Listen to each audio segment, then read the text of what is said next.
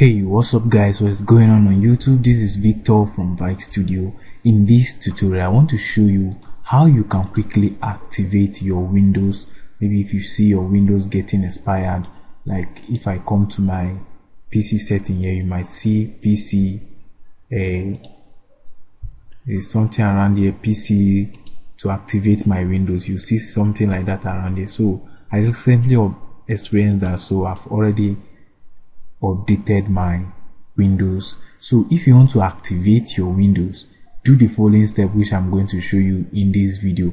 So this is for Windows 8 users specifically, but if you want me to drop later video for other versions of Windows, let me know down below in the comment section. And don't forget to leave a like on this video and subscribe if you are just viewing this video for the first time. So all you need is this file I'll be dropping down below in the description. So you just get this code file and this is all you need. What you just do when you get this file is, once you get this file, copy it to your desktop environment, right click, and then you will run it as as administrator.